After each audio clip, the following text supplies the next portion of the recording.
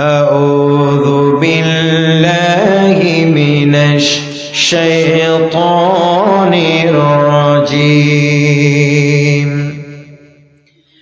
الذين يؤمنون بالغيب ويقيمون الصلاة ومما رزقناهم ينفقون একটু জোরে বলুন সুবহানাল্লাহ। আল্লাহ পাক সুবহানাহু ওয়া তাআলা বলছেন মুমিন বান্দা হচ্ছে তারাই যারা আল্লাহ পাক সুবহানাহু ওয়া তাআলাকে না দেখে আল্লাহর গায়েবকে যারা বিশ্বাস করে, আল্লাহর অদৃশ্যতাকে যারা বিশ্বাস করে, আর যারা সালাত কায়েম করে তথা ঠিক সময়ে নামাজ আদায় করে।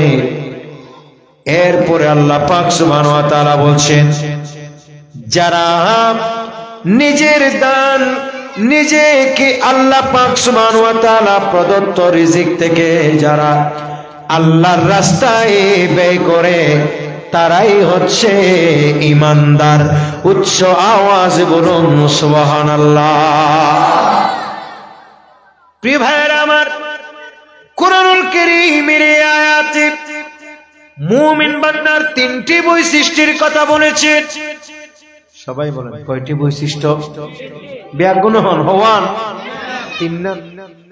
এক নম্বর হইলে আল্লাহরে নদেকি বিশ্বাস গরম। মাতন আল্লাহরে নদেকি কি গরম? বিশ্বাস গরম। ইয়ান মুমিনের প্রথম এবং প্রধান গুণাবলী বলেছেন।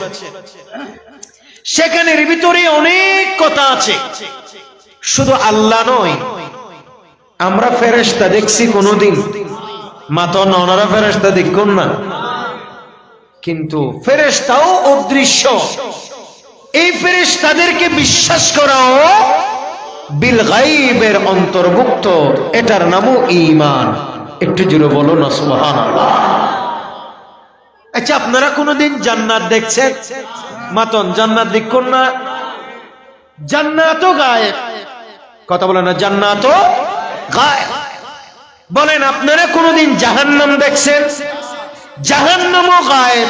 কথা বলেন জাহান্নামও। আপনারা কোনদিন কিয়ামতের ময়দান দেখছেন?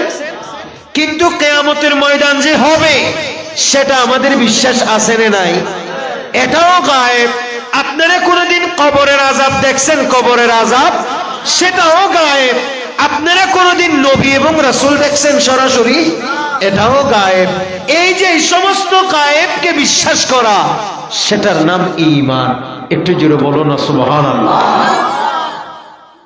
প্রিয় ভাইরা আমার, আল্লাহ পাক সুবহানাহু ওয়া তাআলা বলেন মুমিনের প্রথম এবং প্রধান গুণাবলী হলো আল্লাযীনা ইউমিনুনা বিল গায়ব। মুমিন আল্লাহ তাআলাকে না দেখে বিশ্বাস করে। একটু জোরে বলুন না সুবহানাল্লাহ। মুমিন আল্লাহ তাআলাকে না দেখে কি করে? বিশ্বাস করে। প্রিয় ভাইরা আমার, বর্তমান আধুনিকতার এই যুগে আমরা গভীরভাবে লক্ষ্য করছি শিক্ষা ব্যবস্থার ভিতরে চরম নাস্তিক্যবাদ। কথা বলেন না, ঠিক না বেটি? শিক্ষা ব্যবস্থার ভিতরে আজ প্রায় নাস্তিক্যবাদ ঢুকে গেছে। আপনি যদি পার্সেন্টেজ হিসাব করে 100 ভাগের শিক্ষা ব্যবস্থায় 85% 85% পর্যন্ত নাস্তিক্যবাদ দখল করে নিয়েছে। শুধুমাত্র নামকে ওয়াস্তে 15% শিক্ষা শুধু আমাদের মধ্যে বিস্তার লাভ করছে। কথা বলেন ঠিক কিনা? 100 ভাগের মধ্যে যেখানে 85 ভাগ নষ্ট হয়ে গেছে, সেখানে 15 ভাগ দিয়ে আর কি হবে? অতএব এমত অবস্থায় আমাদের উচিত হচ্ছে আমরা সর্বসাধারণ মুসলিম মিল্লাতের প্রয়োজন হচ্ছে এই শিক্ষা ব্যবস্থা থেকে বের হয়, গতানুগতিক শিক্ষা ব্যবস্থা থেকে বের হয় এই সাধনপুর মুহাম্মদিয়া সুন্নিয়া মডেল মাদ্রাসার মতো এইরকম দ্বীনি শিক্ষা প্রতিষ্ঠানে আমাদের ছেলে মেয়েদেরকে দিনদার আলেম হবার জন্য, দিনদার হাফেজে কোরআন হবার জন্য ভর্তি করিয়ে দেয়া, এটাই হবে মুমিনদের প্রধান আলামতের অন্তর্ভুক্ত। কথা বলেন ঠিক কিনা? নয়তো গতানুগতিক শিক্ষা যদি আপনার ছেলে মেয়েদেরকে দেন,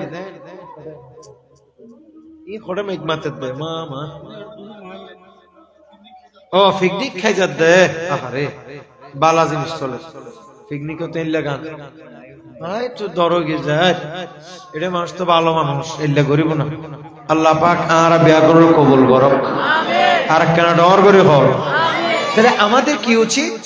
আমাদের উচিত হচ্ছে এই মুহূর্তে আমাদের ছেলে মেয়েদেরকে এই জাতীয় দ্বীনি শিক্ষা প্রতিষ্ঠান সমূহে ভর্তি করিয়ে হক্কানি রব্বানি হাফেজ কোরআন আলেমে দ্বীন তৈরি করার পদক্ষেপ গ্রহণ করা। কথা বলেন ঠিক কিনা?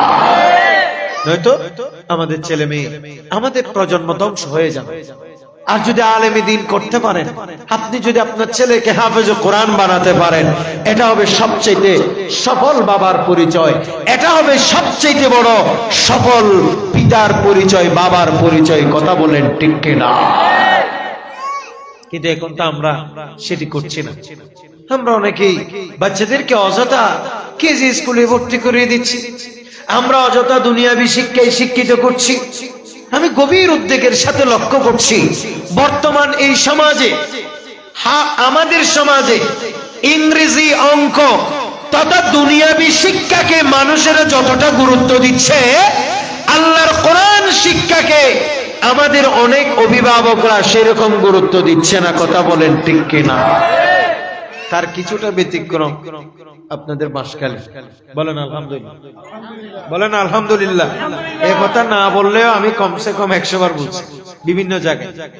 কারণ বাঁশখালীর মতো এত হাফেজ কোরআন আমি আমার গবেষণায়, আমার ক্ষুদ্র মেধা থেকে, ক্ষুদ্র বিবেচনা থেকে আমি বাঁশখালী আমাদের চট্টগ্রামের, দক্ষিণ চট্টগ্রামের ঐতিহ্যবাহী এরিয়া, এই বাঁশখালী উপজেলার মতো এরকম গড়ে গড়ে হাফেজ কোরআন বাংলাদেশে খুব বেশি পাওয়া যাবে না।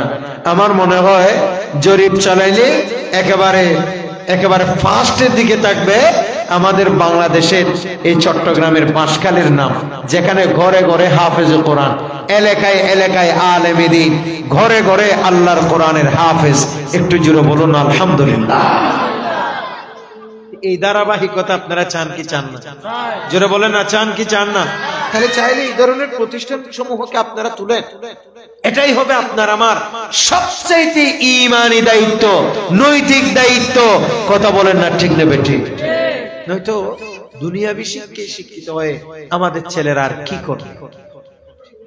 প্রিয় ভাইয়ের আমার, নবী করিম সাল্লাল্লাহু তাআলা আলাইহি ওয়াসাল্লাম হাদিসে পাকের অসংখ্য অগণিত সূত্রে আমার নবী একেবারে অসংখ্য হাদিসের ভেতর হাফেজ কোরআনদের মর্যাদার কথা বলেছে। একটু জোরে বলুন না সুবহানাল্লাহ। আমার নবী অসংখ্য হাদিসে পাকে রয়েছে হাফেজ কোরআনদের মর্যাদা। হাফেজ কোরআনদেরকে নবী করিম সাল্লাল্লাহু তাআলা আলাইহি ওয়াসাল্লাম আল্লাহর পরিবার বলে আখ্যায়িত করেছেন। আল্লাহু আকবার বলেন। আচ্ছা, আল্লাহর কোন পরিবার আছে? আল্লাহর কোন পরিবার আছে? আর পরিবার আছে না? নাই। নবীগণের পরিবার ছিল কিনা? কিন্তু আল্লাহর কোন পরিবার, আল্লাহ হলেন তিনি লাম ইয়ালিদ ওয়া লাম ইউলাদ, তিনি কারোর থেকে জন্মগ্রহণ করেননি, তিনি কাউকে জন্মও দেন না। একটু জোরে বলবেন না সুবহানাল্লাহ। এই জন্য আল্লাহর কোন পরিবার মাতন, আল্লাহর কোন পরিবার। কিন্তু নবী করিম সাল্লাল্লাহু তাআলা আলাইহি ওয়াসাল্লাম বলেছেন, ইন্না লিল্লাহি আহলিনা মিনান নাস নিশ্চয় মানুষের ভিতরে এমন কিছু মানুষ আছে যাদেরকে আল্লাহ তাআলা আল্লাহর পরিবার বলে আখ্যায়িত করেছে। একটু জোরে বলুন না সুবহানাল্লাহ। আল্লাহ তাআলা কার পরিবার বলেছেন? আল্লাহর পরিবার বলেছেন। আমার নবীর সাহাবায়ে কেরাম জিজ্ঞেস করলেন, ক্বালু ইয়া রাসূলুল্লাহ মান হুম, হে আল্লাহর নবী আপনি আমাদেরকে বলুন তারা কারা যাদেরকে আল্লাহ তাআলা আল্লাহর পরিবার বলেছেন। ক্বালা হুম আহলুল কুরআনি আহলুল্লাহি ওয়া খাসাতুহু, বলে আল্লাহ তাআলার পরিবার হচ্ছে তারাই যারা আল্লাহর কোরআনের সাথে সংশ্লিষ্ট, যারা আল্লাহ পাক সুবহানাহু ওয়া তাআলার কোরআনকে আমল করে, আল্লাহর কোরআনের উপরে যারা আমল করে, আল্লাহর কোরআন যারা হিফজ করে, আল্লাহর কোরআনের সাথে যারা থাকে, তারাই হলো আল্লাহর বান্দাদের মধ্যে আল্লাহ পাকের পরিবারের অন্তর্ভুক্ত। তারা আল্লাহর পরিবারের অন্তর্ভুক্ত যারা আল্লাহর কোরআনের সাথে থাকে। সুতরাং এজন্য আমাদের মনে রাখা উচিত নবী করিম সাল্লাল্লাহু তাআলা আলাইহি ওয়াসাল্লাম হাফিজে কোরআনদের যেই মর্তবার কথা বলেছে, হাফিজে কোরআনদের যেই মর্যাদার কথা বলেছে, সেই মর্তবা এবং মর্যাদাবানওয়ালা আমরা যদি আমাদের ছেলে মেয়েদেরকে করতে পারি, তাহলে কিয়ামতের ময়দানে আমরা হব সফল পিতামাতা, আমরা হব সফল বাবা মা। কথা বলেন ঠিক কিনা? এই মর্যাদা আল্লাহ তাআলা উম্মতে মুহাম্মদীকে দিয়েছেন আমার নবীর উসিলায়। একটু জোরে বলবেন না সুবহানাল্লাহ। এটা আমার নবীর উসিলায় আমরা পেয়েছি, ঠিক কিনা? আমি সব নিয়ামত পেয়েছি তোমার সাদকায়, তাই তো আমি আল্লাহর পরে তোমার গুণ গাই, তোমার গুণ গাই। আমি সব নিয়ামত পেয়েছি তোমার সাদকায়, তাই তো আমি আল্লাহর পরে তোমার গুণ গাই, তোমার গুণ গাই। আমি গাইব গুণ গান তোমার মোহাব্বত নিয়ে, আমি মরতে চাই নবী তোমার আশিক হয়ে। আমি ধন্য গো রাসূল তোমাকে পেয়ে। সালাতুন আলাইকুম সালাম ইয়া হাবিবাল্লাহ। नसीमा जा निबे बतिगा गुजर कौन ज़िया आलम मुस्तफारा खबर कौन। सलातुनिया सलामुनिया हबीबल्लाह। এবার সকলে বলেন না মারহাবা। তাহলে এই জন্য আমাদেরকে যদি সত্যিকারের মুমিন হতে হলে আল্লাহর পরিচয় জানা দরকার আছে না নাই? রাসূলুল্লাহর পরিচয় জানা দরকার আছে না নাই? জান্নাত জাহান্নামের পরিচয় জানা দরকার আছে না নাই? পরকাল সম্পর্কে অবগত হওয়া দরকার আছে না নাই? তাহলে এই যে আমি বললাম আমাদের আল্লাহ সম্পর্কে জানতে হবে, রাসূল সম্পর্কে জানতে হবে, পরকাল সম্পর্কে জানতে হবে, ইত্যাদি বিষয়ে জানতে হলে অবশ্যই আমাদেরকে আল্লাহর দ্বীনি শিক্ষায় শিক্ষিত হতে হবে। কথা বলেন ঠিক কিনা? আল্লাহর দ্বীন শিক্ষায় শিক্ষিত না হলে আপনি কি শিখবেন, কি জানবেন, কি বলবেন? আপনার ছেলে কদিন পরে নাস্তিক্যবাদের দিকে ধাবিত হয়ে যাবে। কথা বলেন না ঠিক নেবে ঠিক? আপনি যদি আপনার ছেলেকে উপযুক্ত ছোট্ট বয়সে আপনি যদি আপনার ছেলে মেয়েদেরকে আল্লাহ না চিনান, আপনি যদি আপনার ছেলে মেয়েদেরকে রাসূল না চিনান, আপনি যদি আপনার ছেলে মেয়েদেরকে আহলে বাইতের ইজ্জত এবং সম্মান তাজিম না চিনান, তাহলে আপনার ছেলে মেয়ে অতি শীঘ্রই নাস্তিক্যবাদের দিকে ধাবিত হবে। আপনি বাবা মা হইও আপনার ছেলে মেয়ে কখনো আপনাকে মানবে না। কথা বলেন ঠিক কিনা? অনেকেই বলে হুজুর আর বুয়া ন মানে, হুজুর আর বুয়া একবারে দাম ন দে। ঠিক নেবে ঠিক, এলা বহুত মা বাবার অভিযোগ আছে না নাই? আজকাল তো আমরা দেখতেছি বেশিরভাগ মা বাবাকে সন্তানেরা বৃদ্ধাশ্রমে দিয়ে আসতেছে। নাউজুবিল্লাহ বলবেন আপনারা? কথা বলা কোথায় দিয়ে আসতেছে? বৃদ্ধাশ্রম মানে যেখানে ছেলে মেয়ে কেউ থাকবে না। এতিমখানায় যেভাবে লাওয়ারিস ছেলে মেয়েদেরকে যেভাবে এতিমখানায় দিয়ে আসা হয়, লাওয়ারিস ছেলে মেয়েদেরকে যেভাবে শিশু একাডেমিতে দিয়ে আসা হয়, ঠিক সেভাবে আজকাল অনেক মাকে অনেক বাবাকে অনেকে ওই বৃদ্ধাশ্রমে দিয়ে আসতেছে। কথা বলেন না ঠিক কিনা?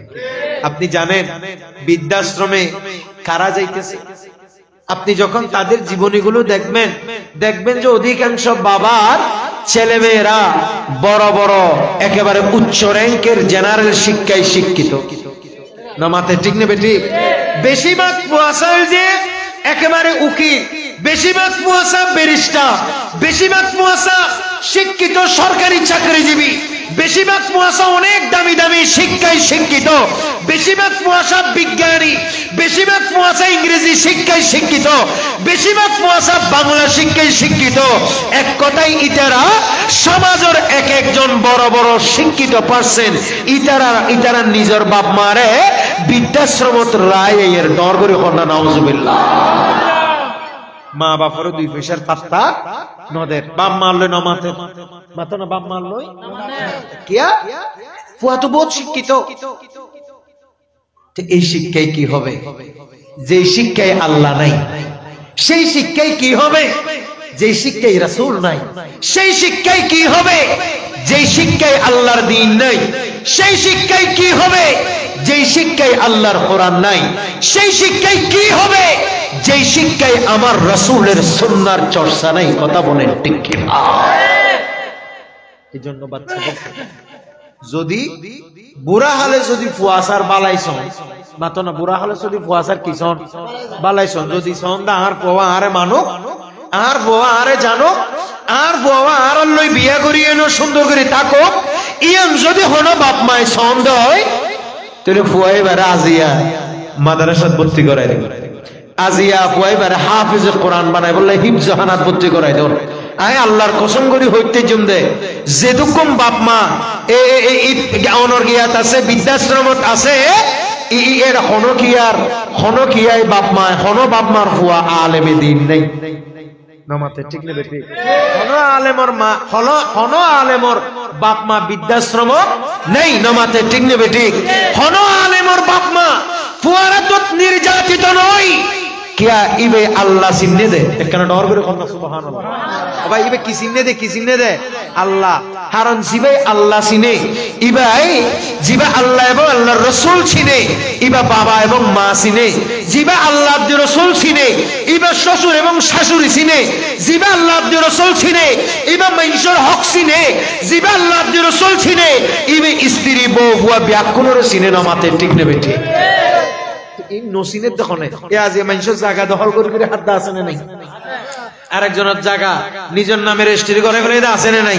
আবার বহুত মানুষ এলো আছে বাপে জায়গা বেচছি মাত্র না, বাপে জায়গা বেশি মরে গিয়ে ফুয়াশা ওয়ারিস ব্যাকুন আছে ইতারা বাপে জায়গা বেচি দিয়ে রেজিস্ট্রি নদের দে জায়গাই আর হাই বললো বই থেকে দিল আছে না নাই? কত বড় হান্ডা চিন্তা করিস হয়তো আর বাপে বেচছে আর বাপের থেকে নলস তুই দিবি দে। নামাতে ঠিক নেবে ঠিক? দিব দায়িত্ব তুই। আজ আমাদের সমাজে এই জাতীয় ক্রাইম প্রতিনিয়ত চলছে সমাজের ঘরে ঘরে। কথা বলেন ঠিক কিনা? তার কারণ হচ্ছে আমরা আল্লাহ চিনি না। কথা বলেন আমরা কি চিনি না? আল্লাহ চিনি না। এই জন্য বাচ্চাদেরকে আল্লাহ চিনাবেন, বাচ্চাদেরকে রাসূল চিনাবেন, বাচ্চাদেরকে আল্লাহর দ্বীন শেখাবেন, আল্লাহর দ্বীন চেনাবেন। তাহলেই আপনার ছেলে মেয়ে মানুষ হবে, একদিন আপনাকেও চিনবে। কথা বলেন ঠিক কিনা? প্রিয় ভাইরা আমার, আমি যদি আপনাদেরকে জিজ্ঞেস করি সাধনপুরের বাসিন্দারা আপনারা আমাকে বলেন আপনাদের এলাকায় সবথেকে দামি মানুষ কোনটা? ওনারা কি আর কথা বুঝতে লিখেন বাজি? ওনারা যদি আমি প্রশ্ন করি বা সাধনপুরের বাসিন্দল আর ভাই হল আর বাফর মুরব্বী চাই ওনারা এলাকার সবচেয়ে দামি মানুষ শ্রেষ্ঠ মানুষ অন্য হল তো ওনারা আরোগ্য মানুষ দেখাই দিবা। হুজুর আমাদের এলাকায় এমন একজন মানুষ আছে যেই মানুষটা ঘর থেকে বের হলে পেছনে পেছনে 30-40 জন দৌড়াই। নমাতাদের ঠিক নেবে ঠিক। যেই মানুষটা ওযু করতে গেলে কয়েকজনে গামছা নিয়ে দাঁড়িয়ে থাকে। কথা বলো না, কয়েকজনে গামছা নিয়ে দাঁড়িয়ে থাকে। হুজুর আমাদের এলাকায় এমন একজন মানুষ আছে যেই মানুষটা থানার ওসিকে ফোন দিলে থানার ওসি সম্মান করে চেয়ার থেকে লাফ দিয়ে দাঁড়িয়ে যায়। ঠিক নেবে ঠিক। ওনারা বিরক্ত হুজুর আমাদের দেশে এরকম একজন মানুষ আছে যার কথায় থানার পুলিশ পর্যন্ত উঠে আর বসে। আমাদের এলাকায় একজন মানুষ আছে তার অনেক বিরাট সম্পদ আছে। আমাদের এলাকায় একজন মানুষ আছে অনেক দামি মানুষ, সে কোথাও গেলে তার পিছনে পিছনে 30-40 জন মানুষ থাকে। কথা বলেন ঠিক কিনা? কিন্তু আমার নবী সহিহ বুখারীর হাদিস, কথা বলেন না কিসের হাদিস? সহিহ বুখারীর হাদিস। আমার নবী বলছে, খেয়াল করবেন হাদিসে পাকের সূত্র দিয়ে বলতেছি, যেই মানুষটা হাঁটলে 30-40 জন পিছনে দৌড়ায় আপনি বলেছেন সে দামি মানুষ, আসলে সে দামি মানুষ নয়। যার অনেক বিল ভরা যার সম্পদ, ব্যাংক ভরা যার টাকা, সে কিন্তু দামি মানুষ নয়। তাইলে দামি মানুষ কোনজন? দামি মানুষ কোনটা? আমার নবী স্পষ্ট বলেছেন, খায়রুকুম মান তাআল্লামাল কুরআন ওয়া আল্লামাহু। বলে তোমাদের মধ্যে ওই ব্যক্তি শ্রেষ্ঠ মানুষ, ওই ব্যক্তি দামি মানুষ যে মানুষটা আল্লাহর কোরআন শিখে এবং শিখায়। উচ্চ আওয়াজে বলুন সুবহানাল্লাহ। আমার নবী বলেছে, যার কোটি কোটি টাকা আছে, ব্যাংক ব্যালেন্স আছে, বিল ভরার সম্পদ আছে, আমার নবী তার কথা বলেন নাই। আমার নবী বলেছে, এ আমার উম্মতেরা, তোমাদের মধ্যে দামি মানুষ তো ওই ব্যক্তি যার ভেতরে আল্লাহর কোরআনের জ্ঞান আছে, যে আল্লাহর কোরআন নিজে শিখেছে, অপরজনকে শিখাচ্ছে, যে আল্লাহর কোরআন নিজে পড়ছে, অন্যদেরকে পড়াচ্ছে। একটু জোরে বলুন না সুবহানাল্লাহ। আর কেন ডর হবে না সুবহানাল্লাহ? তাহলে আল্লাহর কোরআন এটা দামি নাকি বেদামি? মাত্র না দামি না বেদামি? অনেক দামি, অনেক দামি, অনেক উগ্র মনে করুন কৃষকর ফুয়া, মাত্র মনে করো হার ফুয়া, কৃষকর ফুয়া, একবারে দিন মজুরের ফুয়া, অনর ঘর সাল নাই, একবারে ইল্লামাইশুর ফুয়া। কিন্তু অনর ভিতর আল্লাহর কোরআন আছে। আর নবী হদ্দ অনে দামি, সুবহানাল্লাহ নহর। আর নবী হদ্দ অনে কি দামি। দামির সাথে লাগিলেন দামি, হয়ে যায় দামি। তাই তো আশিক করতে চাই হৃদয় নবী প্রেমের খনি। একখানা ডর করে সুবহানাল্লাহ হইবা। দামি কিনলো দে হদে আল্লাহর কোরআনও দামি, ইবে দাম না থাকিলেও দামি জিনিস হলে বাচ্চে দে, এত আল্লাহ এবারে দামি বানাই দিয়ে ডর করে হল সুবহানাল্লাহ। বাদামর মতো মাত্র না কিয়ের মতো হদা আর 10 টিয়ার কি দো বাদাম দেবে পাল্লা তুলি দিতে বাদাম চুলা সহ মাত্র না কি সহ মানে চুলাই খাইবেন না মাত্র চুলাই খাইবেন না হয়তো বা কিরা চুলা খাইবেন তুই আর চুলা খা দর হয়তো ভাই চুলা দিবি আসলে ওই বাদামি জিনিস মাত্র না বাদামি কি জিনিস হয়তো দামি বেললো বাজিয়ে দে এত চুলাইবা না খাইবা দেবি এই জিনিস ইয়া হন বেচানো যাবে এলা জিনিস ইয়ান পর্যন্ত দামি কি ডর করে খন্না সুবহানাল্লাহ। তো কোরআনই বা তো মহা দামি মাতো না কোরআনই বা মহা দামি। তো এবার লই জিবাই বাজিব ইবের দামও বাড়াই দিব তখন দামির সাথে লাগলেনি দামি হয়ে যায় দামি। তাই তো আশিক করতে চাই হৃদয় নবী প্রেমের খনি। আর জানে সেলিপ নবী প্রেমে জানে সেলিপ নবী প্রেমে মিলে আল্লাহ মহান রে নবী আমার জান রে নবী আমার প্রাণ নবী আমার জান রে নবী আমার প্রাণ। ওরে আশিক গণের দিলের খোরাক আশিক গণের আত্মার খোরাক নবীর গুণ গান রে নবী আমার জান রে নবী আমার প্রাণ। সালাতুনিয়া আলাইকুম সালাম ইয়া হাবিবাল্লাহ। এবার সকলে বলেন না মারহাবা।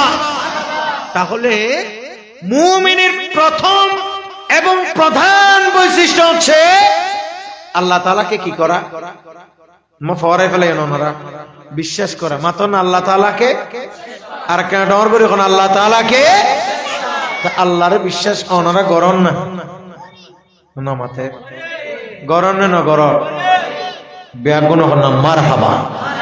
আল্লাহ ব্যাগুণের ইমানদার হিসাবে কবুল করো। আল্লাহ ঈমানের ওরারে অটল অবিচল রাখো। আল্লাহ সাকারাতুর বিছানা তো আরারে ঈমান সহকারে মৃত্যুবরণ করি বললে তৌফিক দান করো। নইলে কোনো দাম আছে না মাতন আছে না। আমার আল্লাহ বলেন আল্লাযীনা ইউমিনুনা বিল গায়ব ওয়া ইউকিমুনাস সালাত। বলে ঈমানদারের দ্বিতীয় নম্বর কোয়ালিটি এই আয়াতের ভিতরে আল্লাহ বলেছেন মুমিনরা নামাজ কায়েম করে নামাজ কায়েম করে। বলো না সুবহানাল্লাহ। তাইলে ভাইরা আমাদের সকলের নামাজ পড়া দরকার আছে না নাই?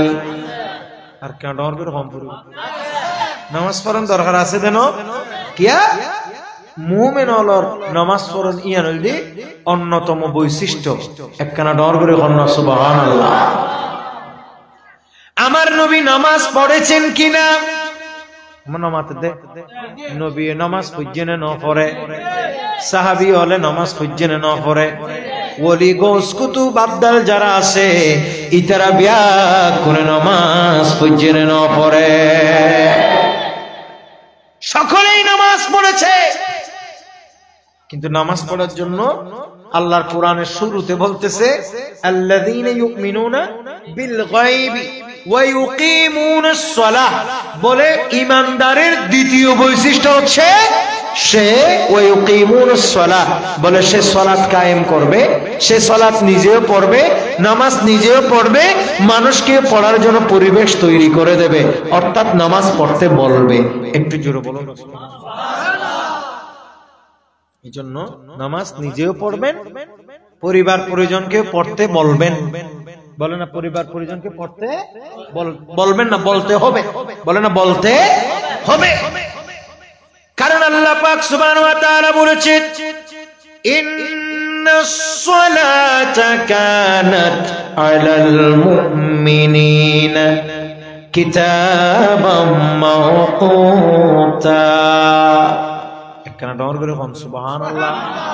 আমার আল্লাহ বলেন নিশ্চয় এই সালাত এই নামাজ এটা আমি মুমিন বান্দাদের জন্য ফরজ করে দিয়েছি। আল্লাহু আকবার বলে। আল্লাহ পাক সুবহানাহু ওয়া তাআলা মুমিন বান্দাদের জন্য নামাজ ফরজ করে দিয়েছেন। কিন্তু বড় আশ্চর্যের ব্যাপার হলো আমরা অনেকেই নিজেকে মুমিন বলে দাবি করি, কিন্তু 5 ওয়াক্ত নামাজের ধারে কাছে নাই। নামাজের দিল্লা আছে না নাই? ও ভাই, নামাজ পড়ন দরকার আছে না? এতল্লাই কি যদি নামাজ ন পড়ে, কোন মানুষ যদি নামাজ আদায় ন করে, এবার মুমিনুল লিস্টিত নাম বাদ যাগই হতা হন, ঠিক নে বেটি? এবার নাম মুমিনুল লিস্টিত বাদ পড়ে যাগই। কিন্তু বর্তমানে আর ফেসবুক ইউটিউবে দেন দি বহুত বন্ড হলে হদে নামাজ দোয়া ফরম ফুটতুনো নাউজুবিল্লাহ নহর ইতার আল্লাহ মুসলমান লখন সম্পর্ক আছে না? নামাজের কথা কোরআনত নাই, হাদিসত নাই। এই জাতীয় যারা কথাবার্তা বলেন তো তাদের ঈমান থাকতে পারে? কেমনে ঈমান থাকবে? যারা স্পষ্ট আমার নবী আমার আল্লাহর এই ফরজিয়তকে অস্বীকার করে, তারা কখনো ঈমানদার হইতে পারে? যত বড় পীর হোক, ওলি হোক, গোস হোক, কুতুব হোক, আবদাল হোক, তথাকথিত হোক, কেউ যদি নামাজ না পড়ে, নামাজকে অস্বীকার করে, নামাজের বিরুদ্ধে কথা বলে, সে কখনো পীর হতে পারে না, ওলি হতে পারে না, সে কখনো সুন্নি হতে পারে না, সে কখনো আহলে সুন্নাহ ওয়াল জামাত হতে পারে না, সে টাটকা একজন শয়তান হতে পারে। কথা বলেন ঠিক কিনা? এজন্য আমাদেরকে আহলে সুন্নাহ ওয়াল জামাতের আকীদার অনুসারী হতে হবে, আর আমাদেরকে হতে হবে নামাজি। কথা বলেন, আমাদেরকে কি হতে হবে? নামাজ। আল্লাহ পাক সুবহানাহু ওয়া তাআলা বলছেন, ইয়া আইয়ুহাল্লাযীনা আমানুস্তাঈনু বিস-সাবরি ওয়াস-সালাহ ইন্নাল্লাহা মা'আস-সাবিরিন। ঈমানদার বান্দাগণ, নিশ্চয় তোমরা আল্লাহ পাক সুবহানাহু ওয়া তাআলার কাছে সাহায্য চাও ধৈর্য এবং নামাজের মাধ্যমে। একখানা ডর করে সুবহানাল্লাহ হন না ভাই। তোমার আল্লাহ তুমি কিস সাহায্য মাতো না কিস সাহায্য আল্লাহ তুমি সাহায্য সাহেবাদে কিলই বলে নামাজের মাধ্যমে আল্লাহর কাছে সাহায্য চাও। যে ব্যক্তি সালাত আদায় করে ধৈর্য এবং সালাতের মাধ্যমে, আমার আল্লাহ বলেন, হে ঈমানদার বান্দাগণ, তোমরা ধৈর্য এবং সালাতের মাধ্যমে আল্লাহর কাছে সাহায্য চাও, আল্লাহর কাছে সাহায্য চাও, আল্লাহর কাছে সাহায্য চাও। অতএব যে ব্যক্তি ধৈর্য এবং সালাতের মাধ্যমে আল্লাহর কাছে সাহায্য চায়, আল্লাহ ওই বান্দার ওই নামাজ আদা কবুল করে নেন। সুবহানাল্লাহ বলেন।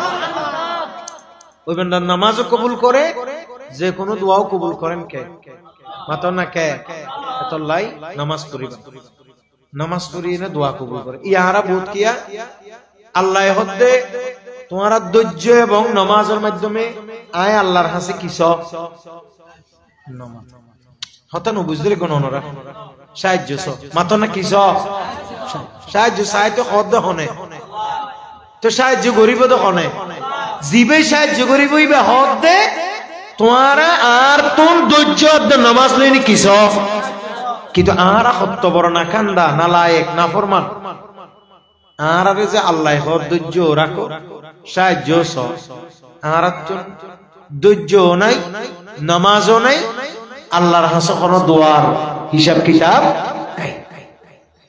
বেশিরভাগ মানুষ বৈদ্যর বাড়ি দৌড়া নামাতে ঠিক কিনা হার বাড়ি দৌড়াই দে বৈদ্যর বাড়ি গণকের বাড়ি জ্যোতিষীর বাড়ি জেঙ্গুরি মানুষে গণ করে ভক্তি করি এনে গণকর হাসে যা জেঙ্গুরি মানুষ গণকর কাছে যাই এনে জেললে জেললে অনুনয় বিনিময় করি বেড়ে গোটা ঘটনা বুঝা এল্লা যদি পুজো কালাম করি এনে যাই নমাজত বই বই আল্লাহরে বুঝাই দে হয় আর একখানা ওনারা উত্তর দন্ত ভাই ফায়দা কি বেশি হইব না কম হইব মাতো না বেশি হইব না কম হইব কেন বেশি হইব এখনো কি যদি গণক জ্যোতিষী এই সমস্ত সিটিং বাটপারো ওনার কাছে যায় মাতন তো ইবের ইমানটা আইব না মাতন না ইমানটা আইব না।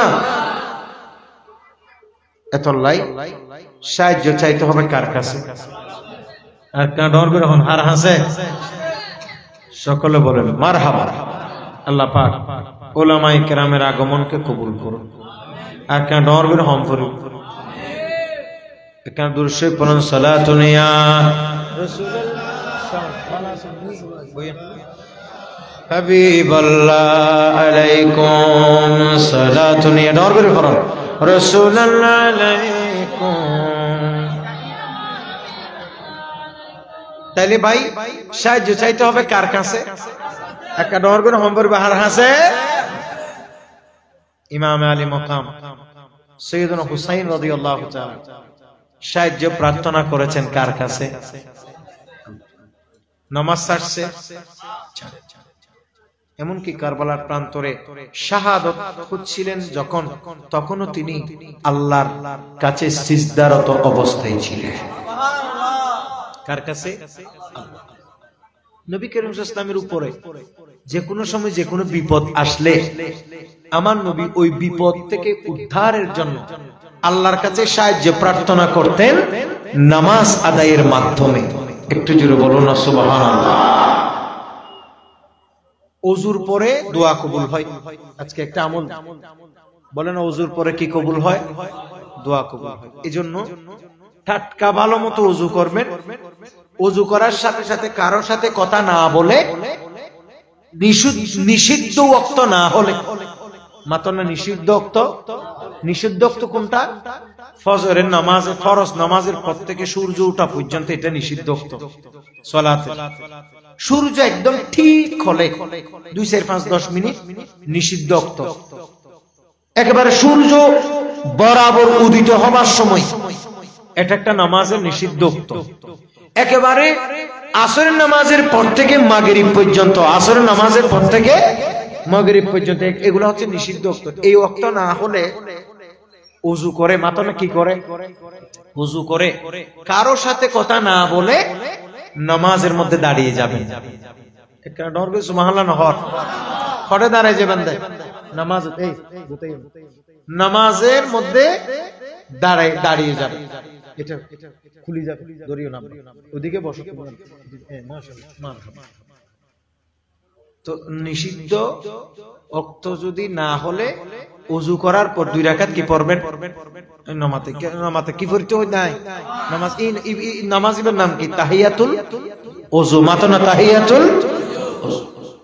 এই তাহিয়াতুল ওযুর নামাজ যেই ব্যক্তি পড়বে এবং এই নামাজের পরে খালেস নিয়তে যেই ব্যক্তি কার কাছে? আল্লাহর কাছে কি করবে? দোয়া করবে।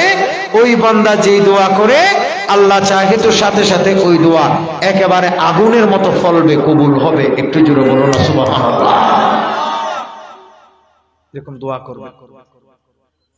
দুনিয়ায় গেন আর আল্লাহ চিরদিন জাগানো ইয়ে তাহারা মাত্র হয় একদিন লাশি, ঠিক নেবে? ঠিক। এটা আর তুন চলম করিব দে যেভাবে আল্লাহ দে রাসূল খুশি ইল্লা করি, ঠিক কিনা? সবসময় আর খুশি না, আল্লাহর দে রাসূলের খুশি চিন্তা করি। পৃথিবী আমার আসল ঠিকানা নয়, মরণে কি দিন মুছে দিবে, মরণে কি দিন মুছে দিবে আমার সকল পরিচয়। পৃথিবী আমার আসল ঠিকানা নয়। সালাতুন আলাইকুম। এবার সকলে বলেন না মারহাবা। ওনারা মরা মরা খারাপ লাগে নাকি? এত মগরিবত তো, এত তো জুরিবর হতাম। প্রিয় ভাইয়েরা আমার, আল্লাহ পাক সুবহানাহু ওয়া তাআলা বলেন মুমিনের 2 নম্বর কোয়ালিটি হলো, এই আয়াতে বর্ণিত 2 নম্বর কোয়ালিটি হলো নামাজ আদায় করবে। মাত্র না কি আদায় করবে? নবীর হাদিসে বিভিন্ন ভাবে বিভিন্ন সূত্রে বিভিন্ন রকমের বর্ণিত হয়েছে। এক হাদিসে এটি স্পষ্ট এসেছে আসসালাতু মিফতাহুল জান্নাহ। এবারত এভাবে এসেছে, অন্যান্য ভাবেও এসেছে। আমার নবী বলেন নামাজ হলো বেহেশতের চাবি। ঠিক না বেটি? নামাজ বেহেশতের চাবি। সুতরাং এই নামাজ বাদ দেবার কোন সুযোগ মাত্র না, নামাজ বাদ দেবার কোন সুযোগ। দুই নম্বর 3, মুমিনের 3 নম্বর কোয়ালিটি আমার তিলাওয়াতকৃত আয়াতের আমার কথা শেষ দিকে আল্লাহ পাক সুবহানাহু ওয়া তাআলা বলছেন, আল্লাযীনা ইউমিনুনা বিল গায়বি ওয়া ইউকিমুনাস সালাতা ওয়া মিম্মা রাযাকনাহুম ইউনফিকুন। 1 নম্বরে আল্লাহরে না দেখে বিশ্বাস করবে। 2 নম্বরে মুমিনরা ঠিক সময়ে সালাত আদায় করবে। 3 নম্বরে আল্লাহর দেয়া রিজিক থেকে তারা আল্লাহর রাস্তায় ব্যয় করবে। এটা হলো মুমিনের অন্যতম বৈশিষ্ট্য। সুবহানাল্লাহ বলে। এই মসজিদ, এই মাদ্রাসা, এই জায়গা মাইনসে দিয়ে না দেয়। এই মাইনসে যদি টিয়ানো দিত এত বড় এত সুন্দর মসজিদ থাকতো না, এত মাদ্রাসা, এত সুন্দর মাদ্রাসা হইতো না। যদি আর এই হাফেজ তমিজ সাহেব মাশাআল্লাহ পরিচালনা করেন, ওনারা সহযোগিতা নগরলে কোনোদিন চলিব না, মাত্র চলিব না, চলত না। ইনটা আলেম ওলামা, আলেমল হাফেজল আল্লাহ দিনের ইল্লা মানুষ হল ইতারা তো আল্লাহ দিনের এক একজন এক এক রকমের খাদেম। ইতারা যদি অনরা সহযোগিতা নগরলি জীবনত কোনদিন এত বড় প্রতিষ্ঠান ইন পরিচালনা করা সম্ভব মাত্র না, সম্ভব নয়। তো আল্লাহ হদে ওয়া মিম্মা রাযাকনাহুম।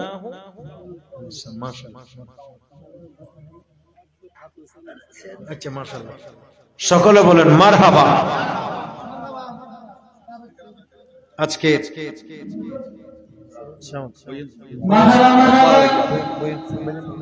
আমাদের মাঝে উপস্থিত হয়েছে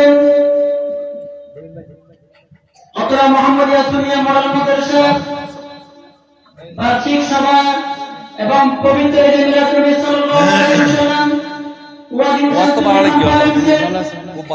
প্রধান অতিথি বিরাম পরিবার পরিষদের সম্মানিত সাবেক চেয়ারম্যান ও বাঁশখালী উপজেলা আওয়ামী লীগের সাংগঠনিক সম্পাদক জনাব মহিউদ্দিন চৌধুরী খোকা সাহেব আমাদের মাঝে উপস্থিত হয়েছেন। সকলে বলি মারহাবা। আল্লাহ পাক ভাইজানের আগমনকে এবং আমার পরবর্তী যিনি বক্তা তিনিও চলে আসছেন, আমার কথা শেষ। বিশিষ্ট আলেমে দ্বীন হযরতুল আল্লামা জনাব মাওলানা আবুল হাশেম আনোয়ারী সাহেব মাদ্দাজিল্লাহুল আলী হুজুরও আসছেন। আবার আমাদের আজকের মাহফিলের মুহতারাম প্রধান অতিথি জনাব মহিউদ্দিন চৌধুরী খোকা, যিনার কথা আপনারা বলছিলেন, তিনিও চলে আসছেন। সকলে বলেন মারহাবা। বাস আমার কথা শেষ দিকে আমি যে কথা বলছি সেটা হচ্ছে মুমিনের, আমি যে আয়াত তেলাওয়াত করছি সেটা মুমিনের কয়টি বৈশিষ্ট্য বললাম? আমার ডর করে মাথা না হওয়ান 3টি। 1 নম্বরে আল্লাহকে না দেখে কি করবে? বিশ্বাস করবে। 2 নম্বরে ঠিক সময়ে সালাত আদায় করবে। 3 নম্বর মুমিনের বৈশিষ্ট্য হচ্ছে আল্লাহ যা নিয়ামত দিয়েছে, আল্লাহ যা টাকা পয়সা দিয়েছে, সেখান থেকে সাধ্য অনুযায়ী আল্লাহর রাস্তায় দান করবে। জোরে বলুন সুবহানাল্লাহ। আমাকে তমিজ ভাই বলেছে, বলে হুজুর এই বিচ্ছিন্ন পাড়ার মানুষ, সাধনপুরের মানুষ দিন ধর্মের প্রতি এত বড় আন্তরিক, এই জায়গাগুলো অনেক দামি জায়গা নামাতে, ঠিক না বেটি? এই গন্ডায় হয় 1 লক্ষ টাকা এ জায়গা, কিন্তু ইন আল্লাহ দিন আল্লাহ দি ফেলাই দেন না নামাতে, ঠিক না বেটি? এই যে এই পরিস্থিতিতে এখানে এত বড় হিফজখানা চালানো, এখানে এত বড় মসজিদ ছাড়া, এখানে মসজিদের ইমাম খতিব মুয়াজ্জিন পরিচালনা করা, এটা অনেক বড় কঠিন কাজ। কথা বলে না, ঠিক না বেটি?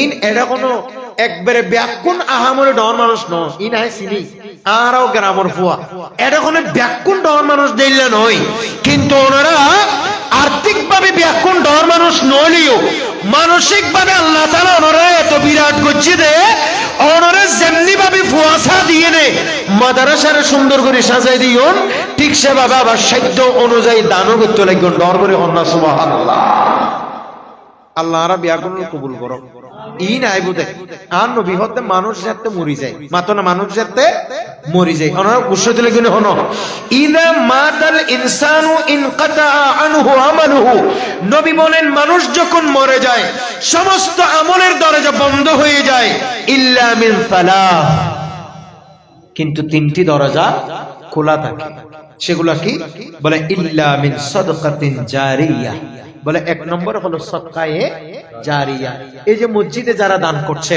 মাদ্রাসায় যারা দান করছে এখানে যারা জায়গা জমি দিয়েছে এখানে আমাদের অসংখ্য আমাদের তালেবে ইলমরা আছে তাদের খাওয়ার জন্য কেউ কেউ ছাগল নিয়ে আসে কেউ কেউ তাদের জন্য তরি তরকারি নিয়ে আসে এগুলি সব সদকায়ে জারিয়া আমার নবী বলেন তুমি তো মরে যাবে কিন্তু তোমার এই সদকায়ে জারিয়া তুমি যে মাদ্রাসায় ফ্যান দিয়েছো ফ্যানের সওয়াব তুমি যে মাদ্রাসা বানাবার সময় একটা ইট দিয়েছো ইটের সওয়াব তুমি যে মাদ্রাসা বানাবার সময় একটা রড দিয়েছো রডের সওয়াব তুমি যে মাদ্রাসা বানাবার সময় সাধ্য অনুযায়ী জায়গা জমি দিয়েছো সেই জায়গা জমির সওয়াব বান্দা তুমি মরে যাবে কিন্তু এই সওয়াবের দরজা তোমার কবরে উন্মুক্ত থাকবে জোরে বলুন সুবহানাল্লাহ এটার নাম সদকায়ে জারিয়া নম্বর 2 হচ্ছে আও ইলমিন ইয়ানতাফাউ বিহি বলে ওই ইলম যেটা মানুষের কল্যাণ করে উপকার করে মানে দ্বীনি শিক্ষা এখানে একটা কথা মনে রাখবেন দ্বীনি শিক্ষা মানে আইন হইতে ন এবে ফুয়া ব্যাকরণের মাদ্রাসার দম এ ব্যাকরণরে আব জাহানাত আয় কিন্তু কথাই আনো হইরা বাদ কিল্লে ব্যাকরণ যদি আব জাহানাত দম মাদ্রাসার দম তো ডাক্তার কোনো আর চিকিৎসা অনুকরি নামাতে ঠিক নেবে ঠিক এখানে দ্বীনি শিক্ষা মানে আমি কোনটা বোঝাচ্ছি দ্বীনি শিক্ষা মানে আপনি যেখানেই পড়ান কিন্তু বাচ্চাদেরকে আল্লাহর ইসলাম সম্পর্কে জ্ঞান দিতে হবে কথা বলেন ঠিক কিনা যেখানেই পড়ান বাচ্চাদেরকে কেজিতে পড়ান অসুবিধা নাই ইংলিশ মিডিয়ামে পড়ান কোনো অসুবিধা নাই কিন্তু বাচ্চাদেরকে নাম্বার 1 যেটা আপনি শিখাবেন সেটা হচ্ছে আল্লাহর দ্বীনের ধারণা বাচ্চাদেরকে প্রথম শিখাবেন আল্লাহর কোরআনের তালিম বাচ্চাদেরকে প্রথম আপনি যে শিক্ষায় শিক্ষিত করবেন সেটার নাম নৈতিক শিক্ষা একটু জোরে বলুন না সুবহানাল্লাহ এবার সবশেষে আমার নবী বলে ওয়া ওয়ালাদিন সালিহিন ইয়াদউ লাহু বলে 3 নম্বরে তুমি মরে যাওয়ার পরেও যেটা তোমার কবরে যেই সওয়াব যাইতে থাকবে সেটা হচ্ছে কি মানে বাচ্চা নেককার সন্তান কেউ যদি একজন নেককার সন্তান দুনিয়াতে রাখি যায় বাবা মরে যাবে বাবা কবরে চলে যাবে কিন্তু ওই নেককার সন্তান যদি বাবা মায়ের জন্য দোয়া করতে থাকে রব্বির হামহুমা কামা রব্বায়ানি সগীরা আমার নবী বলেন তুমি বাবা মরে গিয়েছো তুমি মা মরে গিয়েছো কিন্তু তোমার সন্তান যেটা রেখে এসেছো সেই সন্তান যে দোয়া করছে তুমি যে তাকে দোয়া শিখিয়েছো সেই দোয়ার সওয়াব তোমার কবরে পৌঁছাতে থাকবে জোরে বলুন সুবহানাল্লাহ সুতরাং আমরা যারা সাধারণ মানুষ আমাদের জন্য এটুকুই যথেষ্ট আমাদের ঈমান মজবুত করতে হবে আর ঈমানদার হলে আল্লাহর উপর শক্ত বিশ্বাস রাখতে হবে ঈমানদার হলে নামাজি হতে হবে ঈমানদার হলে আল্লাহ যা দিয়েরি এতন আল্লাহর রাস্তায় দান করি বলার চেষ্টা করম করিব নামাতে ঠিক নেবে ঠিক কেরামতে বহুত মানুষ আছে দে ইবে তুমি বিল পুরাইয়া সম্পদ ব্যাংক পুরাইয়া টিয়া কিন্তু হরাইজ ন বদলে ইবে তুমি বাসুড়ে হরিবে ইন্দিসি এনে টুরা কাম পরিজার